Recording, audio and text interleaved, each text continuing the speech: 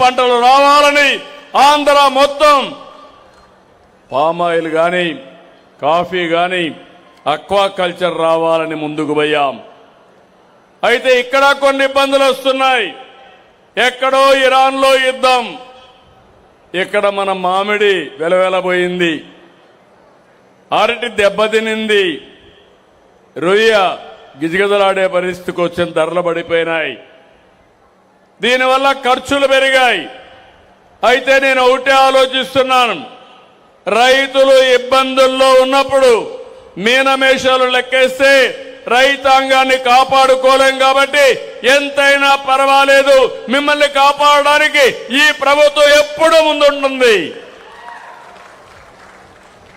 మొన్నే చెప్పాను, ఎవరైతే మన ప్రాన్ రైతులున్నారో అక్వా రైతులకి ఒకేసారి 12 రూపాయలు కేజీ ధర వేస్తే, ఫీడ్ వేస్తే కాదు 8 రూపాయలకే పరిమితం కండి, 4 రూపాయలు తగ్గించమని చాలా స్పష్టమైన ఆదేశాలు ఇచ్చాను. ఈరోజు తోతాపూరి మామిడి అమ్మలేకపోతే పోయిన సంవత్సరం మొట్టమొదటిసారిగా 4 రూపాయలు కేజీకి ఇచ్చాం. ఈ సంవత్సరం కూడా ఒక్కొక్క మెట్రిక్ టన్నుకు 4,000 రూపాయలు ఇచ్చిన ప్రభుత్వం ఎన్డీఏ ప్రభుత్వం. ఇంకొక పక్కన ఏదైతే ఇక్కడ మీరు చూస్తే పొగాకు సమస్యలు వచ్చాయి. పోయిన సంవత్సరం 295 కోట్లు ఖర్చు పెట్టి బర్లీ తుబాకుని ప్రభుత్వం కొన్నాం. ఈ సంవత్సరం మళ్ళీ మామూలు టొబాకో కూడా పొగాకు కూడా ఎక్కువ వేశారు. దీనివల్ల ప్రొడక్షన్ పెరిగింది, రేట్లు పడిపోయినాయి. ఆక్షన్లో భాగస్వాములు కాకుండా వ్యాపారస్తులు కూడా అటు ఇటు ఉండే పరిస్థితికి వచ్చారు. నేను స్పష్టమైన ఆదేశాలు ఇచ్చాను, 200 రూపాయల కంటే తక్కువ కొనడానికి వీలు లేదు. రెండోది, వచ్చిన పొగాకు ప్లాట్ఫామ్ మీదకి 100% కొని తీరాలని ఆదేశాలు ఇచ్చా. రేపో ఎల్లుండో ఢిల్లీకి కూడా ఒక టీమును పంపిస్తా, కేంద్రంతో మాట్లాడతాం. రైతులకు మేలు జరిగే ఏ పనైనా చేసి మిమ్మల్ని కాపాడుకునే బాధ్యత ఈ ప్రభుత్వం తీసుకుంటాం. ఇలాంటివన్నీ కూడా చేసి మనం ముందుకు పోతున్నాం. నేను మిమ్మల్ని అందరినీ ఇంకొక విషయం కూడా మళ్లీ కోరుతున్నాను. నేను ప్రతిసారి డబ్బులు ఇచ్చిన తర్వాత రైతు నాయకుల్ని పెట్టి ప్రతి రైతును కలవమంటున్నాను. నేను డబ్బులు ఇచ్చామని చెప్పడానికి కాదు, రైతుని కాపాడుకోవాలి, శాశ్వత పరిష్కార మార్గం చూపించాలి. అందుకే 3 కన్సల్టెంట్లు పెట్టుకున్నాం. ప్రపంచమంతా అధ్యయనం చేస్తున్నాం. ఏ పంట ప్రపంచంలో ఎంతెంత వేస్తున్నారు, వర్షాలు ఏ విధంగా ఉన్నాయి, రాబోయే రోజుల్లో ఎంత పంట దిగుబడి వస్తుంది, దీనివల్ల రేట్లు ఏ విధంగా ఉంటాయి, ఇవన్నీ కూడా అధ్యయనం చేసి పంట మార్పిడి కోసం ఏ రైతు ఏ పంట వేస్తే బాగా ఆదాయం వస్తుందో అవన్నీ చెప్పడానికి మీ ఇంటికి వస్తున్నాం. నేను ఒకటే మిమ్మల్ని కోరుతున్నాను, టెక్నాలజీ పూర్తిగా వాడుతున్నాం. మీరు ఒకసారి డిజిటల్ గా మీరు చూస్తే మీరు ఏ పంట మీ భూమిలో వేశారో దాన్ని ప్రత్యక్షంగా నేను మానిటర్ చేసే పరిస్థితికి వస్తున్నా. ఒకటి ఈ క్రాప్ ఉంది, మీరు కూడా యాడ్ చేయండి. రెండోది సెటిలైట్ ఉంది, సెటిలైట్ లో కూడా నాకు మొత్తం వచ్చి ఏ రైతు భూమిలో ఏమేం పంట వేశాడో రియల్ టైంలో తెప్పిస్తాం. ఇంకా ముందుకు పోతున్నాం, ఆ పంట ఎంత హెల్తీగా ఉంది. మూడోది, దిగుబడి ఎంత వస్తుంది, ఆ దిగుబడి ఆధారంగా మార్కెటింగ్ వ్యవస్థ ఎట్లా పటిష్టం చేయాలనో దానికి కూడా ప్లాన్ చేసే పరిస్థితికి వచ్చాం. నేను అందుకని ఆధునీకరణలో ఉన్నాం. మీ అందరికీ తెలుసు, నేను ఒక మాట చెప్పాను మీ అందరికీ, రైతు బిడ్డ ఐటీ కంప్యూటర్ ఆపరేట్ చేసే పరిస్థితి రావాలని చెప్పాను. 30 ఏళ్లకు మునుపు ఈరోజు మా రైతు బిడ్డల కుటుంబ సభ్యులు చూస్తే అమెరికాకు పోయి 25 ఏళ్ళలో మీ ఊరిలో ఒకసారి మీరు గుర్తుపెట్టుకోండి 25 సంవత్సరాల్లో ప్రపంచంలో నెంబర్ 1 తలసరి ఆదాయం సంపాదించే జాతి ఈ తెలుగు జాతి. దానికి వేసిన ఫౌండేషన్ ఆ రోజు తెలుగుదేశం పార్టీ. అప్పుడు నేను ఐటీ మాట్లాడాను. ఇప్పుడు నేను మాట్లాడేది ఐటీ ఒకటే కాదు, ఏ మాట్లాడుతున్నా, డేటా సెంటర్లు మాట్లాడుతున్నా, మన పిల్లలకి నాణ్యమైన విద్య గురించి మాట్లాడుతున్నాం. ఇంకో పక్కన ఎక్కడికక్కడ మన పిల్లల్ని క్వాంటమ్ కంప్యూటర్లు కూడా ఆధునీకరణ తేవాలని. ఈరోజు ప్రపంచంలో ఉండే టెక్నాలజీస్ అన్నిటికీ చిరునామా మన రాష్ట్రం అని చెప్పి నేను మీకు తెలియజేస్తున్నా. క్వాంటమ్ కానీ, డేటా కానీ, ఏఐ కానీ, సెమీ కండక్టర్ కానీ, స్పేస్ టెక్నాలజీలో సెటిలైట్ ఉత్పత్తి చేసే కేంద్రాలు కానీ, డ్రోన్ టెక్నాలజీ కోసం డ్రోన్ సిటీ పెట్టడం కానీ, మొన్నే పుట్టపర్తిలో మీరు చూస్తే 5th జనరేషన్ ఫైటర్ జెట్ కూడా వేరే దేశాల మీద యుద్ధాలు చేయాలంటే మన దగ్గర నుంచి వెళ్లే విమానాలే దీనికి మూలాధారం అవుతాయి. ఇలాంటి టెక్నాలజీస్ అన్ని తీసుకొస్తున్నాం. అయితే అదే సమయంలో మీరు ఇంకొక విషయం కూడా గుర్తుపెట్టుకోవాలి. నేను సాగునీటి పైన పెద్ద ఎత్తున ముందుకు పోతున్నాం. 2 సంవత్సరాలు దృష్టి పెట్టాం. 36 ప్రాజెక్టుల్ని నిర్దిష్టమైన కాల పరిమితి ఇచ్చాను. ఆ టైంకి ప్రాజెక్టులు పూర్తి చేయాలనుకున్నాం. ఈరోజు చిలకలూరుపేటలో మీ అందరికీ హామీ ఇస్తున్నాను, 2027 మార్చి ఏప్రిల్ లోపల పోలవరం పూర్తి చేసి జాతికి అంకితం చేస్తాం. ఈ పోలవరం తెలుగు జాతికి ఒక వరం, ఒక జీవనాడి. నీళ్లుంటే మా రైతాంగం బంగారు పండించే రైతాంగం ఇక్కడ ఉన్నారు. ఇది పూర్తయితే కృష్ణా నదికి నీళ్లు వస్తాయి. గుంటూరు ఛానల్ ద్వారా చిలకలూరిపేటకు కూడా నీళ్లు వస్తాయి. నీటి కొరత లేదు. కానీ ఇంకా ముందుకు తీసుకుపోవాల్సిన అవసరం ఉంది. నాగార్ సాగర్ రైట్ కెనాల్లో పడాలి, నల్లమల సాగర్ పోవాలి, వంశధార ప్రాజెక్టుకి వెళ్ళాలి. అదే మరి పెన్నా నది అనుసంధానం కావాలి. బనకచెర్ల వరకు పోగలిగితే, అన్ని నదుల అనుసంధానం జరిగితే ఆంధ్ర రాష్ట్రానికి తిరుగు లేదని మరొక్కసారి మీ అందరికీ విజ్ఞప్తి చేస్తున్నా. ఇది నా జీవితాశయం. ఇది ఎన్టీ రామారావు గారి సంకల్పం. ఈరోజు అది ఎన్డీఏతో సాధ్యం.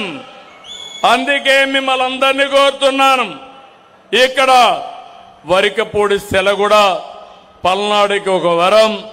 నేను ఒకటే చెప్తున్నా, దీనికి 30 ఇప్పటికీ డబ్బులు కూడా ఇచ్చాం. ల్యాండ్ ఎక్విజిషన్ కోసం 63 కోట్లు కేటాయించాం. పర్యావరణ క్లియరెన్సెస్ అంతా పెట్టాం. ఇది వస్తే మొత్తం ఇక్కడ 5-6 మండలాలు పూర్తిగా బాగుపడే పరిస్థితికి వస్తుంది. అలాంటి ప్రాజెక్టుల్ని తప్పకుండా వీరిని తొందరలో పూర్తి చేయడానికి ముందుకు పోతున్నామని చెప్పి కూడా నేను మీకు తెలియజేస్తున్నా. ఈరోజు నేను ఇక్కడే మిమ్మల్ని అందరినీ కోరేది, రైతాంగానికి మళ్లీ విజ్ఞప్తి చేస్తున్నా. ప్రధానమంత్రి గారి మాట విన్నారు. దేశంలో మొట్టమొదటి స్థానంలో మనమే ఉన్నాం. 20 లక్షల ఎకరాలు, 20 లక్షల మంది రైతులు ప్రకృతి సేద్యం చేసే ఏకైక రాష్ట్రం ప్రపంచంలోనే ఆంధ్రప్రదేశ్ రాష్ట్రం అని మరొక్కసారి విజ్ఞప్తి చేస్తున్నా. మొన్ననే Switzerland government planet food praise $1.5 million మనకు అవార్డుగా ఇచ్చారు. అంటే ప్రపంచంలో ఎక్కడా ఇలాంటి ప్రయోగాలు చేయలేదు. ఆ ప్రయోగాన్ని నాంది పలికాం. జీవామృతం మొత్తంగా ఇవన్నీ తయారు చేసుకుంటే ఖర్చు తక్కువ, ఆదాయం ఎక్కువ, ఆరోగ్యం సంపూర్ణ ఆరోగ్యం ఉండి ఎవరికి ఇబ్బంది లేని పరిస్థితి వస్తుంది. మనం గాని పక్కరు సేద్యంలో పండించే పంటలకి ఆదాయం కూడా పెరుగుతుందని చెప్పి మరొకసారి మీ అందరికీ తెలియజేస్తున్నా. ఈరోజు ఒక యాప్ పెట్టాం. కొంతమంది నన్ను అడిగారు, ఎరువులు ఎక్కడ కూడా కొరత లేదు, వీలైనంత వరకు అన్ని ప్రొక్యూర్ చేసి పెట్టుకున్నాం. రైతు పంటకు ఎంత ఎరువు ఇవ్వాలనో అంత ఎరువు ఇవ్వడానికి సిద్ధంగా ఉన్నామని మరొకసారి మీ అందరికీ హామీ ఇస్తున్నా. సైంటిస్టులు కానీ యూనివర్సిటీ చెప్పిన ప్రకారం ఏ ఎకరాకు ఎంత వేయాలని అంత వేస్తే మీకు ఖర్చులు తగ్గుతాయి, ఆదాయం పెరుగుతుంది. మనం పండించిన పంటకు గిట్టుబాటే కాకుండా గిరాకీ ఉంటుంది. అందుకే మళ్లీ కోరుతున్నా, ఈ ప్రభుత్వం చేసే పని ఈ రాష్ట్ర రైతాంగాన్ని దృష్టిలో పెట్టుకుని ఈరోజు బాగుండాలి, రేపు బాగుండాలి, ఎల్లుండి కూడా రైతు బాగుండాలనే ఉద్దేశంతో ఒక ప్రణాళికాబద్ధంగా ముందుకు పోతున్నాం. నేను అందుకనే మీకు అందరికీ విజ్ఞప్తి చేస్తున్నా, మనం ఇచ్చే సంక్షేమ కార్యక్రమాలు ఏ రాష్ట్రం కూడా ఇవ్వడం లేదు. కేంద్రం ఒక పక్క ఇస్తే నేను ఆ రోజు చెప్పిన ప్రకారం ఒక క్యాలెండర్ పెట్టుకొని ఎక్కడా ఒక్క రోజు లేట్ కాకుండా నేను చెప్పిన అన్ని కూడా అమలు చేయడానికి చిత్తశుద్ధితో ముందుకు వచ్చానని చెప్పి కూడా నేను మీకు తెలియజేస్తున్నాను. ఇంకొక పక్కన నేను ఆ రోజు కొన్ని వైట్ పేపర్లు పబ్లిసైజ్ చేశాను. రాష్ట్ర ఆర్థిక పరిస్థితి మొదలుకొని వాస్తవ విషయాలు మీకు చెప్పాను. ఇప్పుడు మళ్ళీ 2 ఏళ్లలో ఏం చేశామో ప్రోగ్రెస్ రిపోర్ట్స్ కూడా మీ ముందర పెడతాను. ఎందుకు నేను ఈ మాట వాడుతున్నానంటే, మన రాష్ట్రంలో ఒక పార్టీ ఉంది, గొడ్డలి పార్టీ. ఆ పార్టీకి ఏమీ పని లేదు, విషాన్ని చిమ్మడం తప్ప, అభివృద్ధిని ఆపేయడం తప్ప, ప్రజల్ని కష్టాల్లోకి నెట్టేయడం తప్ప ఇంకోటి తెలియని పార్టీ. ఈరోజు ఇంకొక మాట మీరు ఒకసారి చూస్తే, స్వచ్ఛాంధ్ర, స్వర్ణాంధ్ర ఈరోజు మీరు చూస్తున్నారు. నేను దీన్ని ఉద్యమంగా తీసుకున్నా. 17వసారి 3వ శనివారం ఈ కార్యక్రమానికి శ్రీకారం చుట్టాను. ఇందులో కూడా మీరు ఒకసారి గుర్తుపెట్టుకోవాలి, పరిశుభ్రత ఉంటే, పర్యావరణాన్ని పరిరక్షించుకుంటే, పర్యావరణ సమతుల్యంతో వర్షాలు సకాలంలో పడతాయి. ఈసారి ఎల్నినో ఎఫెక్ట్ వచ్చింది. ఓసారి వర్షాలు పడకుండా పోతున్నాయి. పడితే క్లౌడ్ బరస్ట్ వస్తుంది, ఒకేసారి ఒకే గంటలో వర్షం పడుతుంది. పడకపోతే ఒక 3 నెలలు పడదు. దానివల్ల చాలా సమస్యలు వస్తున్నాయి.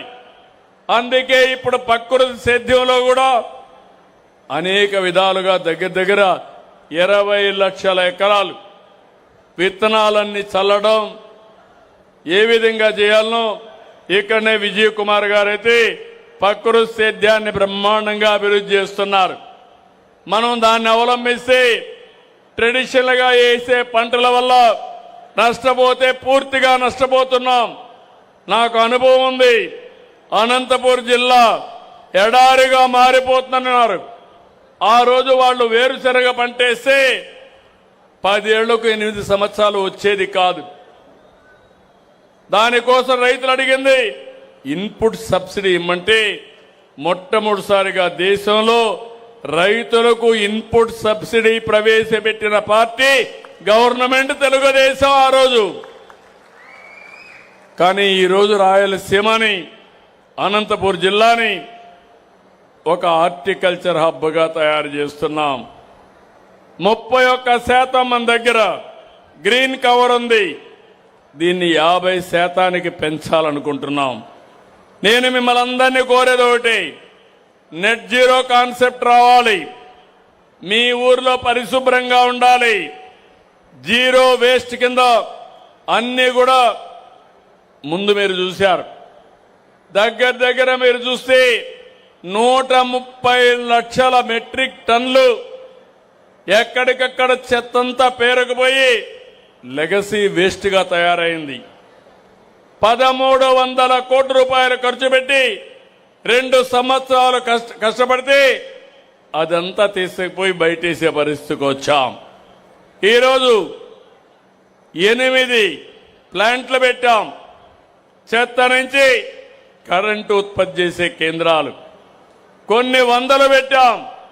చెత్త నుంచి కాంపోస్ట్ తయారు చేయడం, చేసిన కాంపోస్ట్ మళ్ళా రైతులకు ఇవ్వడం, మళ్ళా చెట్లకు వేయడం, మీ పొలాల్లో ఉండే వేస్ట్ కూడా ఏ విధంగా ఉపయోగించుకోవాలో దానికి కూడా ముందుకు పోయే పరిస్థితికి వచ్చాం.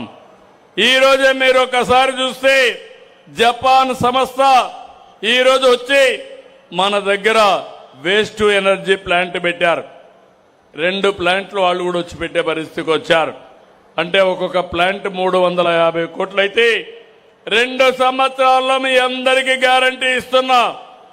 ఈ 8 ప్లాంట్లు పూర్తయితే ఏ ఊర్లో చెత్త తయారైనా ఆ చెత్త నేరుగా తీసిపోయి కరెంటు ఉత్పత్తి చేసి ఆ కరెంటు మళ్ళా మీకు ఇచ్చే బాధ్యత ఈ ప్రభుత్వానిది. అదే వేస్ట్ ఎనర్జీ, వేస్ట్ వెల్త్ అని చెప్పి కూడా నేను మీకు తెలియజేస్తున్నా.